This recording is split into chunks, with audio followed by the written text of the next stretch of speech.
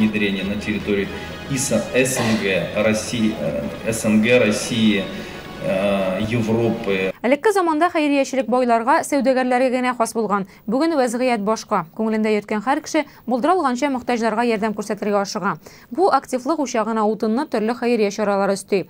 Тамчы таш тишә дигәндәй, соңгы 3 елда гына татар артистлары хәйрия концертларында катнашып, 20дән артык баланы аякка бастырган. Хәзер исә концерт белән генә кирәкле сумманы җыю кыен диләр. Фестивальләр кирәк. Татарстанның игелекле артистлары һәм хәйриячелекнең бүгенге хәле хакында Лилия Галимова. غير المغضوب عليهم ولا الضالين.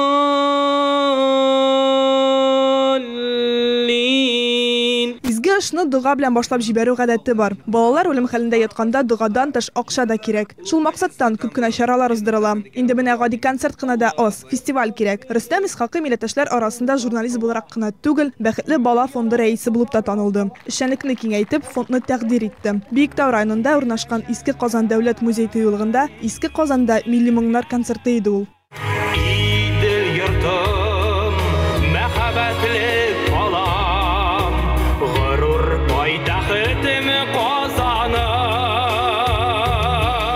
Биредә татар сәхнәсенең 25 тавыш иясе, халык җырларын башкаручылар чыгыш ясады. Җырчыларны иләк аша үткәреп кенә чакыру юкка түгел, тамашачыны концертка җәлеп итәргә, акчаны күбрәк җыярга кирәк. Менә шушы танылган артистлар, анда Татарстанның атказанган артистлары бар, анда халык артистлары бар, бөтенесе бар.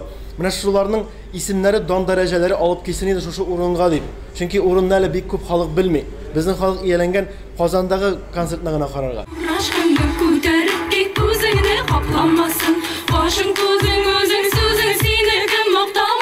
Концертка 300 билет сатылды. Бәяләре төрлечә. 300-700 сум чамасы. Оештыручылар әйтүенчә, чарада 100 меңнән артык сумма җыелган. Шуның 3тән бире техникага киткән чыгымнарга һәм музейны арендалауга тотылачак. Калган акча ярдәм эшенә күчереләчәк. Бүгенге көндә анда яңа проект әзерлиләр. ДЦП белән авыручы балалар өчен үзәк ачу. 18 кешелек группа җыелды, ДЦП балалар, төрле милләт балалары бар.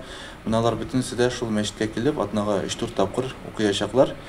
Башта реабилитация үтәчәкләр, массаж, төрле бассейннарга йөрәчәкләр. Концертны ел сайын үткәрмәкчеләр. Моннан тыш та хәйрия чаралар җитәрлек. Ай сайын диярлек концерт оештырып, бер балага булса да акча җыялар. Социаль челтәрдә оештырылган төркемнәргә акча җыярга ярдәм итү йөзеннән артистлар үзләре теләктәшлек белдерә. Галия Галиуллина, Диана Ус, Ясмина Мөхәммәтҗановаларга нәкъ шушындый концертлар белән кирәкле сумманың бер өлешен җыйдылар да инде. Җырчылар әлбәттә мондый чараларда бушлай җырлый. Татар халкына, татар меценатларына, татар байларына хас әйбер булган, шундый хәйрия дигән әйбер, алар больницалар төзесеннәр, балалар йортлары булсын, төрле хәйрия чараларында катнашкан булганнар, ул бер ара менән ничектер югалып торды дип әйтсәм дә дөрес булыр иде. Әмма соңгы елларда аңа нык игътибар ителә башлады.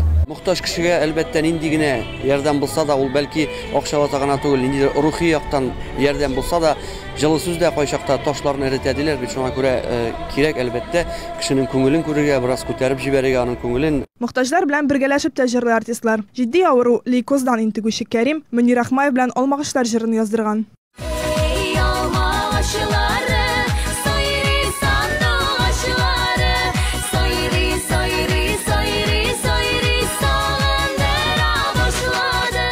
Алмагачта алма күпләп үскән кебек татар сәхнәсендә дә артистлар артканнан арта бара. Шуларның берсеннән булса да авыру балага файдасы тию. Зурадым сәламәтлек юлына. Лилия Галимова, Андерсон Тальцев, Казан телерадиокомпаниясе.